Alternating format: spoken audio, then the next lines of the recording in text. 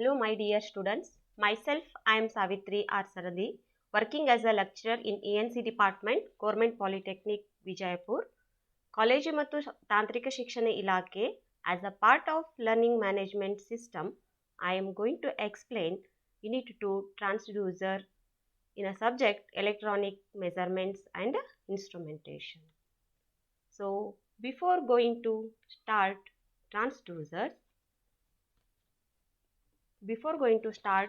Unit 2 transducers, so in the previous session, so you have studied in a unit first, you have studied lot of things about basic measurements.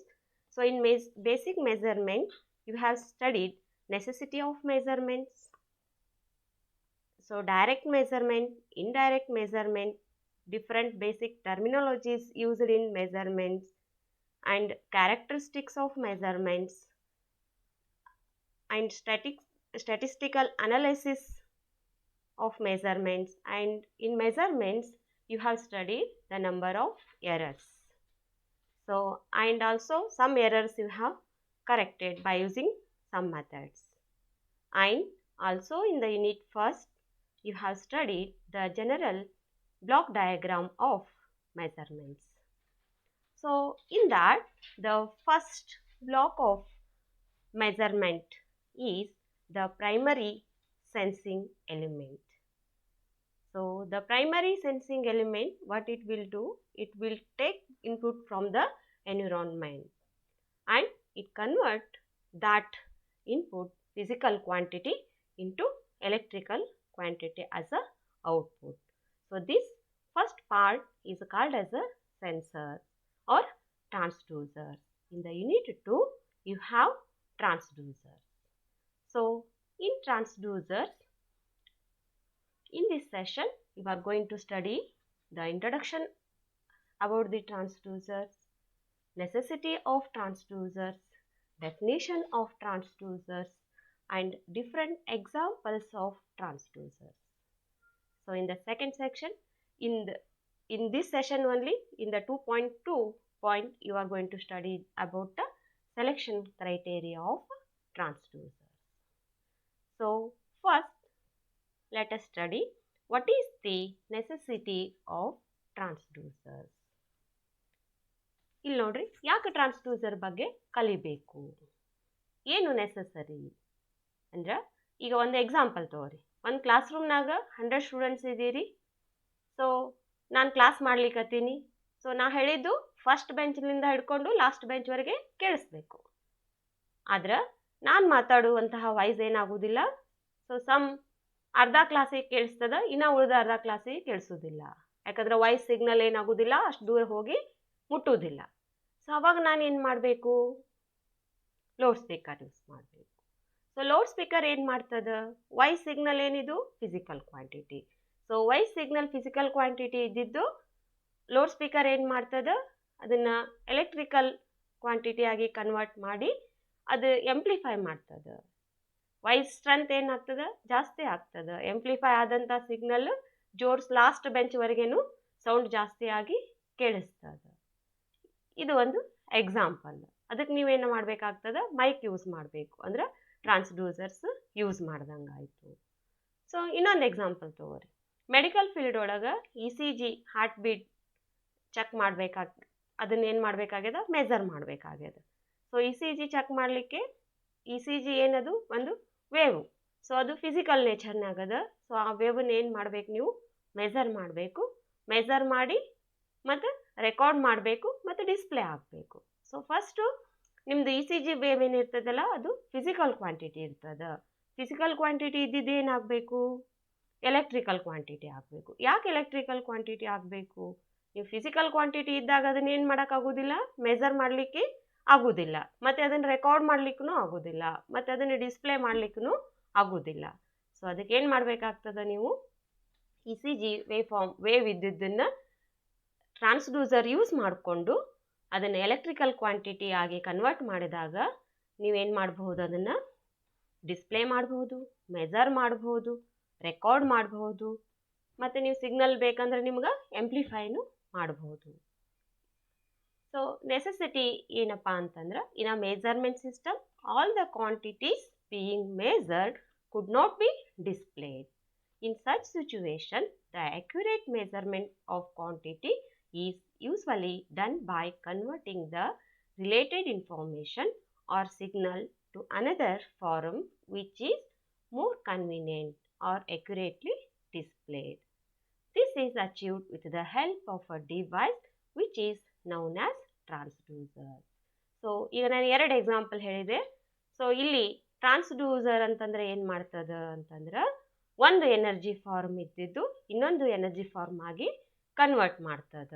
So ಅಂದ್ರೆ definition ಏನಿರ್ತದ, it is a device which convert the energy of one form to another, or it is a device which convert non electrical quantity into an electrical quantity. ನೋಡ್ರಿ ಇಲ್ಲಿ environment ಒಳಗೆ ನಾನ್ electrical quantity ಒಳಗೆ ಇರುವಂತಹ waves ಇರ್ಬೋದು, sound ಇರ್ಬೋದು, light ಇರ್ಬೋದು, heat ಇರ್ಬೋದು. So ಎಲ್ಲ ಇನ್ಪುಟ್ ಏನಿರ್ತದ ಸೆನ್ಸರ್ಸ್ ಏನು ಇನ್ಪುಟ್. ಸೊ ಯಾವುದೇ ಡಿವೈಸ್ ತಗೋರಿ ನೀವು, ಅಲ್ಲಿ ಇನ್ಪುಟ್ ಎಲ್ಲ ಏನಿರ್ತಾವ ನಾನ್ ಎಲೆಕ್ಟ್ರಿಕಲ್ ಕ್ವಾಂಟಿಟಿ ಒಳಗೆ ಇನ್ಪುಟ್ಸ್ ಇರ್ತಾವ. ಅಂದ್ರೆ ಸೌಂಡ್, ಲೈಟ್, ಹೀಟ್ ಎಕ್ಸೆಟ್ರಾ. ಇದನ್ನ ಏನು ಮಾಡಬೇಕಾಗ್ತದೆ, ನೀವು ಎಲೆಕ್ಟ್ರಿಕಲ್ ಕ್ವಾಂಟಿಟಿ ಆಗಿ ಕನ್ವರ್ಟ್ ಮಾಡಬೇಕು. ಇನ್ನು ಎಲೆಕ್ಟ್ರಿಕಲ್ ಕ್ವಾಂಟಿಟಿ ಅಂತಂದ್ರೆ ಏನು, voltage or current or frequency. ಈಗ ನೀವು ವೋಲ್ಟೇಜನ್ನು ಮೆಜರ್ ಮಾಡಿ, ರೀಡ್ ಮಾಡಿ, ಬರೆದಿಡ್ತೀರಿ, ಒಂದು ಕಡೆ ರೆಕಾರ್ಡ್ ಮಾಡ್ತೀರಿ, ಸಾಂಗ್ ಕರೆಂಟ್ಸ್ ಮಾಡ್ತೀರಿ, ಫ್ರೀಕ್ವೆನ್ಸಿ ಮೆಜರ್ ಮಾಡ್ತೀರಿ, ಫ್ರೀಕ್ವೆನ್ಸಿನ ನೀವು ಡಿಸ್ಪ್ಲೇ ಮಾಡ್ತೀರಿ. ಬಟ್ ಸೌಂಡ್ ವೇವನ್ನ ಡೈರೆಕ್ಟಾಗಿ ಏನು ಮಾಡ್ಲಿಕ್ಕೆ ಆಗೋದಿಲ್ಲ, ಮೆಜರ್ ಮಾಡ್ಲಿಕ್ಕೆ ಆಗೋದಿಲ್ಲ. ಸೊ ಅದಕ್ಕೆ ಟ್ರಾನ್ಸ್ಡ್ಯೂಸರ್ಸನ್ನು ಯೂಸ್ ಮಾಡಿ ಫಿಸಿಕಲ್ ಕ್ವಾಂಟಿಟಿ ಇದ್ದಿದ್ದನ್ನು ಎಲೆಕ್ಟ್ರಿಕಲ್ ಕ್ವಾಂಟಿಟಿ ಆಗಿ ಕನ್ವರ್ಟ್ ಮಾಡಲಿಕ್ಕೆ ಟ್ರಾನ್ಸ್ಡ್ಯೂಸರ್ಸನ್ನು ಯೂಸ್ ಮಾಡ್ತಾರೆ. ಇಲ್ಲಿ ಡಿಫ್ರೆಂಟ್ ಟೈಪ್ಸ್ ಆಫ್ ಟ್ರಾನ್ಸ್ಡ್ಯೂಸರ್ಸ್ ಅದಾವ. So nowadays different types of transducers are available in market. So let us take some examples. ನೋಡ್ರಿ ಇಲ್ಲಿ ಇದು ಬರೀ ಎಕ್ಸಾಂಪಲ್ ಅದಾವ. ನೆಕ್ಸ್ಟ್ ನಿಮ್ಗೆ ಇದೇ ಚಾಪ್ಟರ್ ಒಳಗೆ ಮುಂದೆ ಕೆಲವೊಂದು ಎಕ್ಸಾಂಪಲ್ಸ್ ಬಗ್ಗೆ ಡಿಟೇಲ್ಡ್ ಸ್ಟಡಿ ಅದ. ಸೊ ಏನು ಮಾಡ್ತದ, ಏನಿಲ್ಲ, ಹ್ಯಾಂಗ್ ವರ್ಕ್ ಆಗ್ತದ, ಅದರ ಅಡ್ವಾಂಟೇಜಸ್ ಏನು, ಡಿಸ್ಅಡ್ವಾಂಟೇಜಸ್ ಏನು ಅಂತ. ಸೊ ಈಗ ಇದು ಜಸ್ಟ್ ಎಕ್ಸಾಂಪಲ್. ರಿಯಲ್ ಲೈಫ್ ನೀವು ಫಿಸಿಕಲ್ ಆಗಿ ಎಕ್ಸಿಸ್ಟೆನ್ಸ್ ಇರುವಂತಹ examples. So resistance temperature detector ಅಂತ ಹೇಳಿ ಇದು ಒಂದು ಟೈಪ್ ಆಫ್ ಟ್ರಾನ್ಸ್ಡ್ಯೂಸರ್. ಇದೇನು ಮಾಡ್ತದ ಅಂತಂದ್ರೆ ಸ್ಮಾಲ್ ಟೆಂಪರೇಚರ್ ಡಿಫ್ರೆನ್ಸ್ನು ಮೆಜರ್ ಮಾಡ್ತದ, as well as wide range of ಟೆಂಪರೇಚರ್ನು ಏನು ಮಾಡ್ತದ, ಮೆಜರ್ ಮಾಡ್ತದ. It is used for measurement of small temperature difference as well as for wide range of temperature. So let us take another example, thermistor. In thermistors, you have different types of thermistors. You have rod thermistors, bead thermistors, disc thermistors, different types of thermistors ಇದಾವ. So thermistor ಸಿಂಬಾಲ್ಸನ್ನು ನಾವು ಈ ರೀತಿ ಹಾಕ್ತೀವಿ. ಇಲ್ಲೇ thermistor circuit symbol ಅಂತ ಹೇಳಿ ಅದ ನೋಡ್ರಿ, ಈ ರೀತಿಯಾಗಿ ಥರ್ಮಿಸ್ಟರ್ ಸಿಂಬಾಲನ್ನು ಹಾಕ್ತೀವಿ. ಇದು ಥರ್ಮಿಸ್ಟರ್ಸ್ ಡಿಫ್ರೆಂಟ್ ಟೈಪ್ಸ್ ಅದಾವ. ನಿಮಗೆ ಯಾವ್ದು ಬೇಕು, ಎನ್ವಿರಾನ್ಮೆಂಟ್ನಾಗ ಮೆಜರ್ ಮಾಡ್ತಿರೋ, ರೂಮ್ ಟೆಂಪ್ರೇಚರ್ ಮೆಜರ್ ಮಾಡ್ತಿರೋ, ಏರ್ ಕೂಲರ್ನಾಗ AC ಒಳಗೆ ಯೂಸ್ ಮಾಡ್ತಿರೋ. ಸೊ ನೀವು ಎಲ್ಲಿ ಟೆಂಪ್ರೇಚರ್ ಸೆನ್ಸರ್ನ ಯೂಸ್ ಮಾಡೋದು, ಯಾವ ಎನ್ವಿರಾನ್ಮೆಂಟ್ನಾಗ ಅಂತ ಹೇಳಿ ತಿಳ್ಕೊಂಡು ನೀವು ಅದನ್ನು ಯೂಸ್ ಮಾಡಬೇಕಾಗ್ತದೆ. So thermistors are actually thermal resistors and used for precision temperature measurement, control and compensation. ಅಂದರೆ ಕರೆಕ್ಟ್ ಟೆಂಪ್ರೇಚರ್ ಏನಾಗಬೇಕು, ರೀಡ್ ಆಗಬೇಕು, ಕಂಟ್ರೋಲ್ ಆಗಬೇಕು, ಕಾಂಪನ್ಸೇಷನ್ ಮಾಡಬೇಕು. AC ಫಾರ್ ಎಕ್ಸಾಂಪಲ್, AC ಒಳಗೆ ಏನಾಗ್ತದೆ, ನಿಮ್ಮದು ರೂಮ್ ಟೆಂಪ್ರೇಚರ್ ಜಾಸ್ತಿ ಇದ್ದಾಗ ಕಡಿಮೆನೂ ಮಾಡ್ಕೋಬಹುದು, ಕಡಿಮೆ ಇದ್ದಾಗ ಏನಾಗ್ತದೆ ಜಾಸ್ತಿನೂ ಮಾಡಬಹುದು. ಟ್ರಾನ್ಸ್ಡ್ಯೂಸರ್ಸ್ ಏನಾಗ್ತದೆ, ರೀಡ್ ಮಾಡಿ ಮತ್ತು ಡಿಫ್ರೆಂಟ್ ಡಿವೈಸಸ್ ಯೂಸ್ ಮಾಡಿಕೊಂಡು ಸೊ ಟೆಂಪ್ರೇಚರನ್ನು ವೇರಿ ಮಾಡ್ತಾರೆ ಎಲ್ಲಿ, AC ಒಳಗಡೆ. ಸೊ ಹಾಗೆ take another example. So photovoltaic solar cells ಅಂತ ಹೇಳಿ. So it can convert about 20% of light power into electricity. Voltage is low. Diode drop 0.6 volt ಅಂತ ಹೇಳಿ ಯೂಸ್ ಮಾಡ್ತೀವಿ. So photovoltaic solar cells ಇದು ಒಂದು type of transducers. So ಇಲ್ಲಿ ಏನಾಗ್ತದೆ, photo light energy ಇದ್ದಿದ್ದು ವೋಲ್ಟೇಜ್ ಆಗಿ ಕನ್ವರ್ಟ್ ಆಗ್ತೈತಿ. ಸೊ ಅಂದರೆ light is one form of non electrical energy. ಇದೇನಾಗ್ತದೆ, ವೋಲ್ಟೇಜ್ ಆಗಿ ಕನ್ವರ್ಟ್ ಆಗ್ತದೆ. Voltage is a electrical energy. So it is also one type of transducer. So let us take another example, photovoltaic solar cells. So it is another type of photovoltaic solar cell. It is most sensitive of light sensors ಅಂತ ಹೇಳ್ತೀವಿ. ಇದು light sensors ಅಂತಾನು ನಾವು use ಮಾಡ್ಕೋತೀವಿ. It acts as a current source. So ಆಗಲೇ slides ನೋಡಿದ್ರಲ್ಲ, ಇದು ಬೇರೆ ಟೈಪ್ ಫೋಟೋವೋಲ್ಟಾಯಿಕ್ ಸೋಲಾರ್ ಸೆಲ್. ಇದರೊಳಗೆ ಇನ್ನೊಂದು type of photovoltaic solar cells. These are some different examples of transducers. So this is another example of transducer, motion sensors ಅಂತ ಹೇಳ್ತೀವಿ. So ಇಲ್ಲೇನಾಗ್ತದೆ, ಇಲ್ಲಿ ವೀಲ್ ಇದೆಯಲ್ಲ, ಸ್ಟೆಪ್ಪರ್ ಮೋಟರು. ಸೊ ಈ ಸ್ಟೆಪ್ಪರ್ ಮೋಟರ್ ರೊಟೇಟ್ ಆಯಿತು ಅಂತಂದ್ರೆ ಅಲ್ಲಿ ಮೋಷನ್ ಆಯಿತು.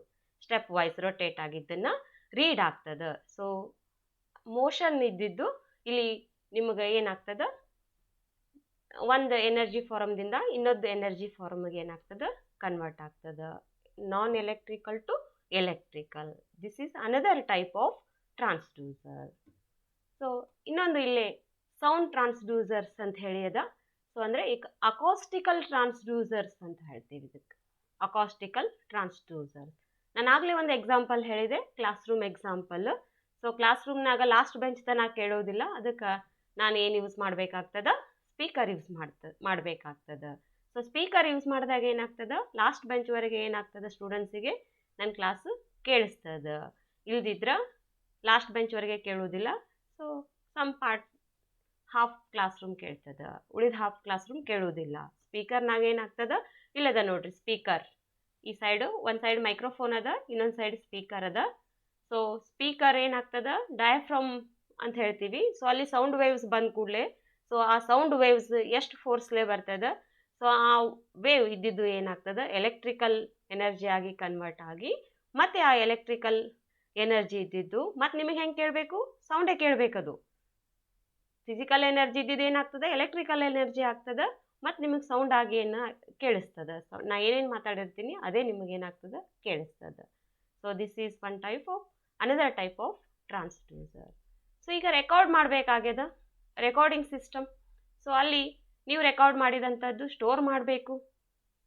ಸೊ ಅದಕ್ಕೆ ಇಲ್ಲಿ ಮೈಕ್ರೋಫೋನ್ಸ್ ಅಂತ ಹೇಳಿ ಯೂಸ್ ಮಾಡ್ತೀವಿ. So this is also another type of transducer. So these are some examples of transducers. Next, let us study. So now you have studied number of examples of transducers. Now next move to benefits of electrical transducers. So what are the benefits of electrical transducers? So by using electrical transducer, amplification and attenuation can be done easily. The effect of friction is minimized. The electric or electronic system can be controlled with a very small electrical power. That means transducer requires a low power. So it requires low power. So the next benefit is the power can be easily used, transmitted and processed for a purpose of measurement. These are some benefits of electrical transducers. Next, we will move to advantages. So already I told the advantage of transducer is power requirement is very low. So the first advantage of transducer is power requirement is very low for controlling the electrical or electronic system. So next is output can be indicated and recorded remotely from the sensing element. ನಾನು ಒಂದು E C G example ಹೇಳಿದೆ ನಿಮಗೆ. So ಅಲ್ಲಿ ಏನು ಮಾಡ್ಬೋದು, E C G ವೇವನ್ನ measure ಮಾಡ್ಬೋದು, E C G heart beat ಎಷ್ಟೈತಿ ಅಂತ ತಿಳ್ಕೊಂಡು ಮೆಜರ್ ಮಾಡ್ಬೋದು, ಮತ್ತು ರೆಕಾರ್ಡ್ ಮಾಡ್ಬೋದು, ಮತ್ತು ಡಿಸ್ಪ್ಲೇ ಮಾಡ್ಬೋದು.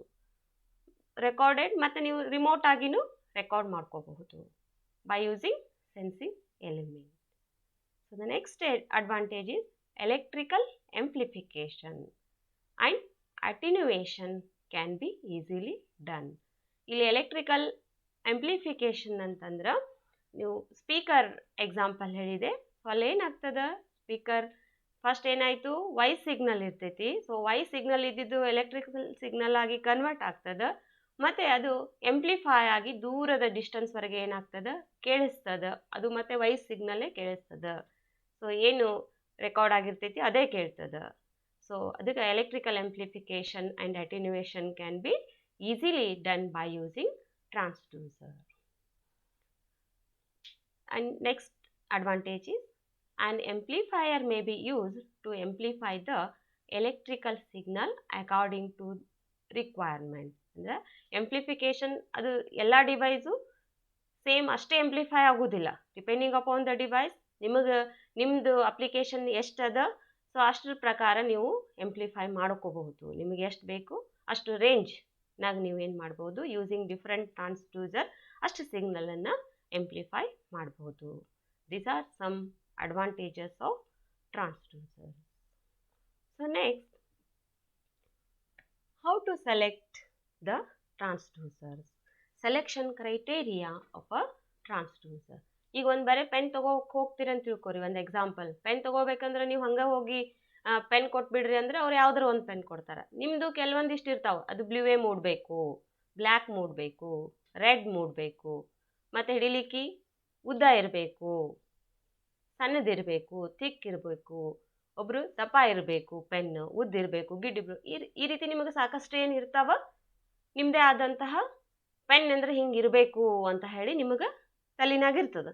ಸೊ ನೀವು ಅಂಗಡಿಗೆ ಹೋಗಿ ಏನು ಮಾಡ್ತೀರಿ, ನಂಗೆ ಬ್ಲೂ ಇಂಕ್ ಮೂಡುವಂತಹ ಪೆನ್ ಕೊಡ್ರಿ, ಸ್ವಲ್ಪ ಉದ್ದಿರಬೇಕು, ಸ್ವಲ್ಪ ತಳ್ಳಗಿರಬೇಕು, ಈ ರೀತಿ ಹೇಳ್ತೀರಿ. ಸೊ ಹಂಗೆ ಟ್ರಾನ್ಸ್ಡ್ಯೂಸರ್ಸನ್ನು ನೀವು ಸೆಲೆಕ್ಷನ್ ಮಾಡಬೇಕಾಯ್ತು ಅಂತಂದ್ರೆ ನೀವು ಯಾವ ಅಪ್ಲಿಕೇಶನ್ ಸಂಬಂಧ ಟ್ರಾನ್ಸ್ಡ್ಯೂಸರ್ ಯೂಸ್ ಮಾಡ್ಲಿಕ್ಕತ್ತೀರಿ, ಯಾವ ಎನ್ವಿರಾನ್ಮೆಂಟ್ನಾಗ ಯೂಸ್ ಮಾಡಬೇಕಾಗ್ಯದ, ಮತ್ತು ನಿಮಗೆ ಯಾವುದು ಡಿವೈಸ್ ಮುಂದೆ ಯಾವ ಡಿವೈಸನ್ನು ಅದಕ್ಕೆ ಕನೆಕ್ಟ್ ಮಾಡೋರಿದ್ದೀರಿ, ಅಥವಾ ನಿಮ್ಮದು ಎಲ್ಲಿ ಇದನ್ನು ಯೂಸ್ ಮಾಡಬೇಕಾಗ್ಯದ ಅಂತ ಎಲ್ಲ ಕನ್ಸಿಡರ್ ಮಾಡಿಕೊಂಡು ಟ್ರಾನ್ಸ್ಡ್ಯೂಸರನ್ನು ಸೆಲೆಕ್ಷನ್ ಮಾಡ್ಕೋಬೇಕಾಗ್ತದೆ. ಸೊ ಸಮ್ ಪಾಯಿಂಟ್ಸನ್ನು ನಾನಿಲ್ಲಿ ಪಾಯಿಂಟ್ ಔಟ್ ಮಾಡಿ ಬರೆದಿದ್ದೀನಿ ನೋಡಿರಿ. ಆಪ್ರೇಟಿಂಗ್ ಪ್ರಿನ್ಸಿಪಲ್ ಅಂದ್ರೆ ನೀವು ಆಪ್ರೇಟಿಂಗ್ ಟ್ರಾನ್ಸ್ಡ್ಯೂಸರ್ ಪ್ರಿನ್ಸಿಪಲ್ ಮ್ಯಾಲ ಅಂತಂದ್ರೆ ಒಂದು ರೆಸಿಸ್ಟಿವ್ ಇರ್ಬೋದು, ಇಂಡಕ್ಟಿವ್ ಇರ್ಬೋದು, ಕ್ಯಾಪಾಸಿಟಿವ್ ಇರ್ಬೋದು, ಅಪ್ಟೋ ಎಲೆಕ್ಟ್ರಾನಿಕ್ ಇರ್ಬೋದು. ಸೊ ಈ ರೀತಿ ಆಪ್ರೇಟಿಂಗ್ ಪ್ರಿನ್ಸಿಪಲ್ನ ಫಸ್ಟ್ ಚೆಕ್ ಮಾಡ್ತೀರಿ, ಯಾವ ಆಪ್ರೇಟಿಂಗ್ ಪ್ರಿನ್ಸಿಪಲ್ ಬೇಕು ಅಂತ ಹೇಳಿ ಚೆಕ್ ಮಾಡಿ ನೀವು ಯೂಸ್ ಮಾಡ್ಕೋತೀರಿ. ಅಂದರೆ operating principles, the transducers are so many times selected on the basis of operating principle used by them. The operating principles used in transducer may be resistive, inductive, capacitive, optoelectronic and so on. This is one selection criteria of a transducer. So the second selection criteria of transducer is sensitivity. Sensitivity ಅಂತಂದ್ರೆ ಏನ್ರಿ, ನೀವು ಯಾವಾಗ input ಕೊಡ್ತೀರಿ ಅವಾಗ ಏನು ಆಗಬೇಕು, output ಬರಬೇಕು. ನೀವು ಇನ್ಪುಟ್ ಕೊಟ್ಟು ಒಂದು ತಾಸಿಗೆ ಔಟ್ಪುಟ್ ಬಂತಂದ್ರೆ what is the use of that transducer, ಅವಾಗ ವೇಸ್ಟ್ ಆಗ್ತದೆ. ಸೊ ನೀವು ಇನ್ಪುಟ್ ಕೊಟ್ಟು ಎಷ್ಟು ಇನ್ಪುಟ್ ಕೊಟ್ಟಿರ್ತೀರಿ, ಎಷ್ಟು ಟೈಮಿಗೆ ಔಟ್ಪುಟ್ ಬರ್ತೈತಿ. ಅಂದ್ರೆ the transducer should give a sufficient output signal per unit of a measured input in order to yield meaningful data. ಅಂದರೆ ಯಾವುದು ಡೇಟಾ ಏನಾಗಬಾರ್ದು, ವೇಸ್ಟ್ ಆಗಬಾರ್ದು. ಏನು ಇನ್ಪುಟ್ ಕೊಟ್ಟಿರ್ತೀರಿ ಎಲ್ಲ ನಿಮಗೇನಾಗಬೇಕು, ಔಟ್ಪುಟ್ ಬರಬೇಕು, ಯಾವುದು ಡೇಟಾ ಏನಾಗಬಾರ್ದು, ಮಿಸ್ ಆಗಬಾರ್ದು. So this is the sensitivity. So transducer sensitivity ಹೆಂಗದ ಅಂತ ಹೇಳಿ ಚೆಕ್ ಮಾಡಿಕೊಂಡು ಟ್ರಾನ್ಸ್ಡ್ಯೂಸರನ್ನು ಸೆಲೆಕ್ಟ್ ಮಾಡ್ತೀರಿ. So next is operating range. So ನೀವು ಟ್ರಾನ್ಸ್ಡ್ಯೂಸರ್ ನಿಮ್ಮ ಡಿವೈಸಿಗೆ ಏನು ಅಪ್ಲಿಕೇಶನ್ ಅದ ನಿಮಗೆ, ಸೊ ಅದಕ್ಕೆ ಎಷ್ಟು ಆಪ್ರೇಟಿಂಗ್ ರೇಂಜ್ ಟ್ರಾನ್ಸ್ಡ್ಯೂಸರ್ ಬೇಕು. So nowadays different ranges of transducers are available in a market, but you are choosing the transducer should maintain the range requirement and have a better resolution over its entire range. ಈ ರೀತಿಯಾಗಿ ನೀವು ಟ್ರಾನ್ಸ್ಡ್ಯೂಸರನ್ನು select ಮಾಡ್ಕೋತೀರಿ. Next is accuracy. Accuracy means high degree of accuracy is necessary for measurement. ನೀವು ಎಷ್ಟು measure ಮಾಡಿರ್ತೀರಿ, ಈಗ temperature 24 ಇತ್ತು ಅಂತಂದರೆ 24 ಅಂತ ಹೇಳಬೇಕು, ಅದು ಟ್ರಾನ್ಸ್ಡ್ಯೂಸರ್ 26 22 ಅಂತ ಹೇಳಿದರೆ ಇಟ್ ಈಸ್ ಅ ವೇಸ್ಟ್. ಅಂದರೆ ಹೈ ಡಿಗ್ರಿ ಆಫ್ ಎಕ್ಯುರೇಸಿ. ನೀವು ಯಾವುದೇ ಏನೇ ಪರ್ಚೇಸ್ ಮಾಡಿದ್ರು ಎಕ್ಯುರೇಸಿನ ಫಸ್ಟ್ ಮೆಜರ್ ಮಾಡಿಕೊಂಡು ನೋಡಿ ಕರೆಕ್ಟ್ ಎಕ್ಯುರೇಟ್ ಔಟ್ಪುಟ್ ಬರ್ತದೋ ಇಲ್ಲ ಅಂತ ಹೇಳಿ ಚೆಕ್ ಮಾಡಿ ಡಿವೈಸಸ್ನ, ಎಲೆಕ್ಟ್ರಾನಿಕ್ ಡಿವೈಸಸ್ನ ಪರ್ಚೇಸ್ ಮಾಡ್ತೀರಿ. ಅದೇ ರೀತಿ ಟ್ರಾನ್ಸ್ಡ್ಯೂಸರ್ಸ್ ಎಕ್ಯುರೇಸಿ ಹೆಂಗಿರಬೇಕು ಅಂತಂದರೆ ಹೈ ಡಿಗ್ರಿ ಆಫ್ ಎಕ್ಯುರೇಸಿ ಇರಬೇಕು. So next thing is cost. So cost it matters in every selection of every electronic devices cost. So ಅದು ವರ್ಕ್ ಕೊಡೋದಕ್ಕಿಂತಲೂ ಬಹಳ ಜಾಸ್ತಿ ಕಾಸ್ಟ್ ಇತ್ತು ಅಂತಂದ್ರೆ ನೀವೇನು ಮಾಡೋದಿಲ್ಲ, ಪರ್ಚೇಸ್ ಮಾಡೋದಿಲ್ಲ. ಸೊ ಅದರದೇ ಬೇರೆ ಬ್ರ್ಯಾಂಡ್ ನೋಡಿ ಕಾಸ್ಟ್ ಎಲ್ಲಿ ಕಡಿಮೆ ಇದೆ ಅಂತ ಹೇಳಿ ಚೆಕ್ ಮಾಡಿ ಏನು ಮಾಡ್ತೀರಿ, ಟ್ರಾನ್ಸ್ಡ್ಯೂಸರ್ಸನ್ನು ಸೆಲೆಕ್ಟ್ ಮಾಡ್ತೀರಿ. So nowadays the transducers are easily available at a reasonable prices. So next is stability and reliability. Stability means stable ಆಗಿರಬೇಕು. ನಿಮ್ಮ ಡಿವೈಸ್ ಏನು ಟ್ರಾನ್ಸ್ಡ್ಯೂಸರ್ಸನ್ನ ಆಪ್ರೇಷನ್ ಸಂಬಂಧ ನೀವು ತೊಗೊಂಡಿರ್ತೀರಲ್ಲ ಅದು ಸ್ಟೇಬಲ್ ಆಗಿರಬೇಕು. ಸ್ಟೋರೇಜ್ ಲೈಫ್ ಇರಬೇಕು ಅದರದ್ದು ಅಂತಂದ್ರೆ ನೀವೇನು ಮಾಡ್ತೀರಿ, ಅದನ್ನು ಚಾಯ್ಸ್ ಮಾಡ್ಕೋತೀರಿ. ಅಂದರೆ the transducer should exhibit a high degree of stability during it's operation and storage life. So reliability should be assured so that the instrument continues uninterrupted. Reliability ಅಂತಂದರೆ ನೀವು ಇನ್ಪುಟ್ ಇಂದ ಮೆಜರ್ ಮಾಡಿ ಔಟ್ಪುಟ್ ಬಂದು ನಿಮಗೆ output measure ಆಗಬೇಕು. So ಅಲ್ಲಿವರೆಗೂ ಏನಿರಬೇಕದು ಅನ್ಇಂಟ್ರಪ್ಟ್ ಆಗಬಾರ್ದು. So input ಕೊಟ್ಟ ಕೂಡಲೇ ನಿಮ್ದು ಔಟ್ಪುಟ್ ಬರಲೇ ಇಲ್ಲ ಅಂತಂದರೆ ಇಟ್ ಈಸ್ ಇಂಟ್ರಪ್ಟೆಡ್. ಸೊ ಇನ್ಪುಟ್ ಕೊಟ್ಟಾದಮೇಲೆ ನಿಮ್ಮದು ಏನು ಎಲೆಕ್ಟ್ರಿಕಲ್ ಕ್ವಾಂಟಿಟಿ ಆಗಿ ಚೇಂಜ್ ಆಗಬೇಕು ಅದು ಆಗಿ ಅನ್ಇಂಟ್ರಪ್ಟೆಡ್ ಔಟ್ಪುಟ್ ಬರಬೇಕು. ಈ ರೀತಿ ನೀವು ಸ್ಟೆಬಿಲಿಟಿ ಆ್ಯಂಡ್ ರಿಲಯಬಿಲಿಟಿನ ಚೆಕ್ ಮಾಡಿ ಟ್ರಾನ್ಸ್ಡ್ಯೂಸರನ್ನು ಪರ್ಚೇಸ್ ಮಾಡ್ತೀವಿ. So the seventh thing is insensitive to unwanted signal. ಈಗ ಲೌಡ್ ಸ್ಪೀಕರ್ ನಾನು ಎಕ್ಸಾಂಪಲ್ ಹೇಳಿದ್ನಲ್ಲ, ಸೊ ಇಲ್ಲಿ ಎನ್ವಿರಾನ್ಮೆಂಟ್ನಾಗ ಲೌಡ್ ಸ್ಪೀಕರ್ ಯೂಸ್ ಮಾಡ್ತಿರ್ತೀರಿ. ಸೊ ಲೌಡ್ ಸ್ಪೀಕರ್ ಏನಾಗಬೇಕು, ಅನ್ವಾಂಟೆಡ್ ಸಿಗ್ನಲ್ಸನ್ನು ಕ್ಯಾಚ್ ಮಾಡಬಾರ್ದು, ಓನ್ಲಿ ವಾಯ್ಸ್ ಸಿಗ್ನಲ್ಸನ್ನು ಅಷ್ಟೇ ತೊಗೋಬೇಕು. ಸೊ ನಾನು ಇಲ್ಲಿ ಮಾತಾಡ್ತಿದ್ದೆ ಅಂತಂದ್ರೆ ವಾಯ್ಸ್ ಸಿಗ್ನಲನ್ನು ತೊಗೊಂಡು ಅದು ಆಂಪ್ಲಿಫೈ ಮಾಡಬೇಕು. ಬಿಟ್ಟು ವಾಯ್ಸ್ ಸಿಗ್ನಲನ್ನು ಬಿಟ್ಟು ಆಜುಬಾಜು ಏನಾದರೂ ಬೇರೆ ಸಮ್ ನಾಯ್ಸಸ್ ಇರ್ತದೆ, ಸೊ ಅದನ್ನು ಅದು ಆಂಪ್ಲಿಫೈ ಮಾಡ್ತು ಅಂತಂದ್ರೆ ವಾಯ್ಸ್ ಕೇಳಿಸಲ್ಲ ನಿಮಗೆ, ಸೊ ನಾಯ್ಸ್ ಕೇಳಿಸ್ತದೆ. So it is irrelevant. ಅದಕ್ಕೆ ನೀವೇನು ಮಾಡಬೇಕು ಅಂತಂದರೆ ಇನ್ಸೆನ್ಸಿಟಿವ್ ಟು ಅನ್ವಾಂಟೆಡ್ ಸಿಗ್ನಲ್ಸ್ ಅಂತಂದರೆ ಯಾವ ಸಿಗ್ನಲ್ ಬೇಕು ಸೊ ದ್ಯಾಟ್ ಸಿಗ್ನಲ್ ಅಷ್ಟೇ ಏನಾಗಬೇಕದು ತಗೊಂಡು ಇನ್ಪುಟ್ ತಗೊಂಡು ಔಟ್ಪುಟ್ಟನ್ನು ಕೊಡಬೇಕು. The transducer should be minimally sensitive to unwanted signal and highly sensitive to wanted signal. ಯಾವ ಸಿಗ್ನಲ್ ಬೇಕಲ್ಲ ಆ ಸಿಗ್ನಲ್ನ ಅಷ್ಟೇ ತಗೊಂಡು ಆಂಪ್ಲಿಫೈ ಮಾಡಿಕೊಂಡು ರಿಸಲ್ಟ್ ಕೊಡಬೇಕು. So the eighth thing in selection criteria is loading effect. So loading effect ಅಂತ ಹೇಳಿ ನೀವು ಮೆಜರ್ಮೆಂಟ್ಸ್ ಒಳಗಡೆ ಇದು ಒಂದು ಎರರ್ ಒಳಗೆ ನೀವು ಕಲ್ತೀರಿ. ಸೊ ಈ ಲೋಡಿಂಗ್ ಇಫೆಕ್ಟ್ ಕಡಿಮೆ ಮಾಡಬೇಕಾಯಿತು ಅಂತಂದ್ರೆ ಏನು ಮಾಡಬೇಕು ಅಂತಂದ್ರೆ it is necessary that a transducer has a high input impedance and low output impedance ಇರೋ ಹಂಗೆ ಏನು ಮಾಡಬೇಕಾಗ್ತದೆ, ಡಿಸೈನ್ ಮಾಡಬೇಕಾಗ್ತದೆ. So last selection criteria is physical environment.